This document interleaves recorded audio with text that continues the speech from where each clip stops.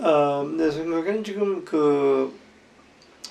우리의 이제 지난 우리 한국 사회의 한 50년, 60년 늘 갖다가 눈에 띄게 다르게 만드는 것이 서울 또는 부산 같은 대도시의 고층 건물이거든요. 그래서 나로서는 고층 건물을 갖다가 한 18층짜리서부터 36층까지 했는데, 그 중에서 하나만 얘기한다면은 서울 뭔가 구도심에 자리 잡고 있는 SK 빌딩, 그것이 이제 나로서는 내가 만든 고층 건물 여러 개 중에서 제일 조건이 좋았고요. 그러니까 예를 들어서 거기가 무교 재개발지구인데 처음에 24층으로 시작한 건물이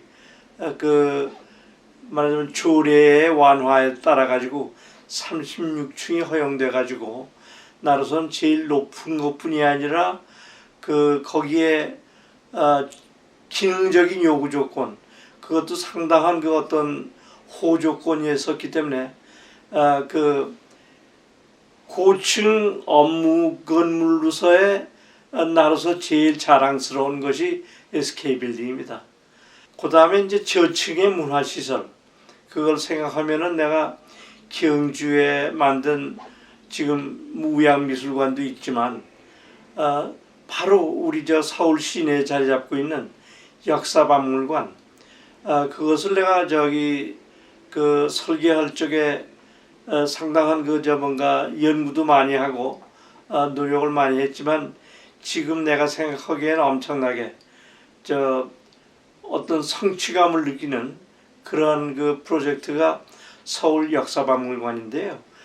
그것이 2만 제곱미터를 만드는 거는 문화시설치고는 엄청난 대형 문화시설이거든요. 근데 이제 거기에 유구가 나오는 36m 정방형, 그걸 갖다가 이제 재척해놓고 미음자로 처음에 계획이 시작됐는데, 시공이 시작되면서 건물을 안 치는 데서도 유구가 발견됐기 때문에, 여러분이 지금 가시면은 역사박물관의 중정 뒤로 동쪽 편으로 유구가 발견된 데를 1층을 후퇴시키고 2층서부터만 건물이 있는 걸 볼 수가 있습니다. 그래서 그런 우여곡절이 있었기 때문에 오히려 역사박물관으로서의 독특한 어떤 그런 터치, 그런 걸 가지고 있고, 그래서 문화시설로서 내가 생각할 수 있는 거는 서울 역사박물관이 나로서는 제일 성취감을 많이 느낀 그런 프로젝트입니다.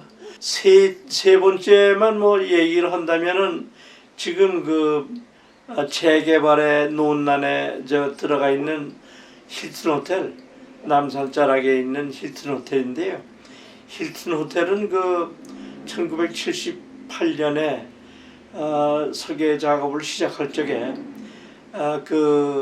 그때가 바로 이제 우리 전통을 현대 건축에 표현하는 담론, 거기에 이제 뭔가 아주 최전선에 있던 그런 시기였었는데, 이것이 상업시설 그리고 숙박시설인데 독립기념관이든지 그런 문화시설하고 다르게 전통을 표현하는 거에서 어느 정도는 자유롭지 않을까, 그런 생각을 해가지고 내가 목표한 것은 국제적인 건축 담론, 그러니까는 훨씬 더 글로벌한 수준의 건축, 그걸 만들어내는 것에 이제 초점을 맞췄고요.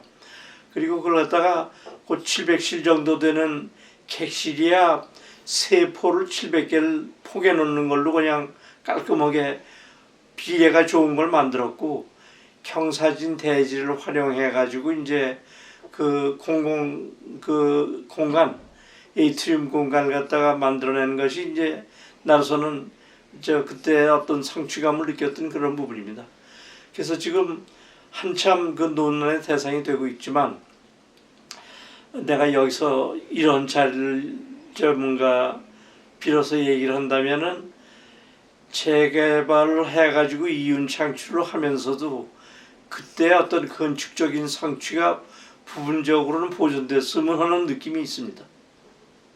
처음에 이제 그 힐튼을 설계하기 위해서 내가 서울 왔을 적에 그때 직원 한 20명 되는 동우건축이라고 이제 시작이 됐고요. 동우라는 게 같은 우라는 뜻이에요. 그러니까 대우의 우자. 그래가지고 그때 대우의 계열에 동우개발이 바로 힐튼의 주주 회사였었고요. 동우공영은 건물 유지보수하는 그런 기업이 하나 있었고요. 그래서 동우건축이라고 우리가 시작이 됐는데 직원 20명으로 시작을 했고 매년 공채를 통해 가지고 우리가 그때 사실 내가 지금 생각해도 엄청나게 좋은 인재들을 많이 데리고 우리가 한 80명 수준으로 금방 한 2, 3년 사이에 성장을 했습니다.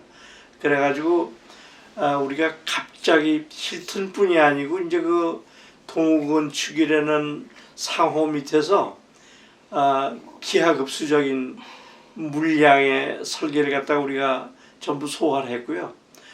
그리고는 이제 그때 대우가 해외 공사를 갖다가 많이 할 적이에요.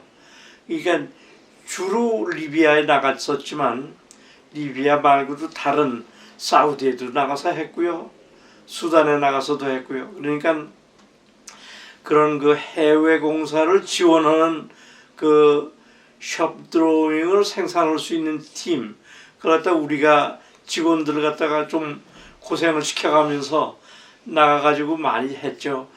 그리고는 이제 뭐 독립한 사람들도 많고 그래가지고 지금은 그 아직도 중요한 그 뭔가 교육 시설 같은 것 그런 걸 잘 취급하는 그런 설계 조직이 됐습니다. 우리가 지금 내가 뭐 건축 공부 시작했을 적에 54년 그때 하고는 70년 후가 지금 우리는 건축 공부하는 것 자체가 엄청나게 쉬운 때가 됐는데 그렇기 때문에 생기는 어떤 또 어려움이 뭐냐 하면 접하는 정보가 너무 범람해요. 그러니까는 건축을 지망하는 여러 젊은 사람들이 너무 그 정보의 범람에 말하자면 너무 빠지질 말고 자기가 갈 길을 갖다가 상당히 생각을 잘 정리해 가지고 갈 길을 잡는 것이 맞고요.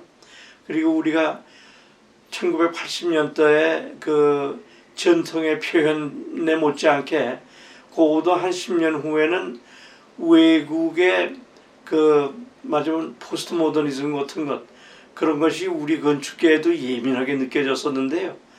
지금 내가 보기에는 지금의 젊은 우리의 건축가들의 지향하는 거는 거의 글로벌 수준의 똑같은 보조를 맞추고 있는 그런 경향이라는 게 내가 보기에 엄청나게 정말 즐겁고요.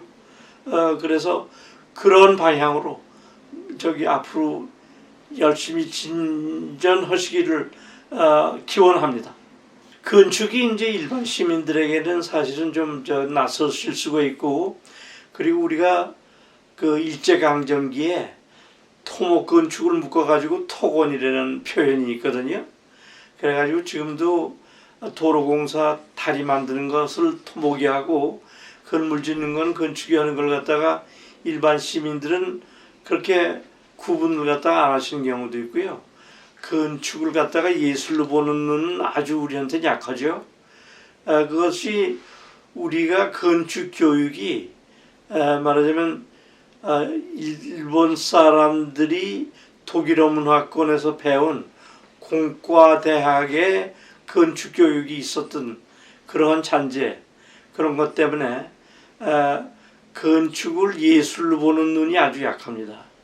그런데 이것이 시간이 지나면서 지금은 일반적으로 우리의 주변에 있는 우리의 도시 환경이 많은 부분은 말하자면 구조가 튼튼해가지고 서 있으면 되고 유리창 비바람 안 새고 잘 끼면 되는 걸로 터득이 될 수가 있지만 아름다움을 지닌 건물 그런 건 결국은 건축으로 승화되는 거기 때문에 이 시민의 건축에 대한 이해도 내가 처음에 공부 시작한 70년보다는 상당히 달라졌거든요. 그러니까 앞으로도 건축에 대한 어떤 우리 사회의 이해 그런 걸 갖다가 내가 좀 말하자면 부탁을 드리고 싶습니다.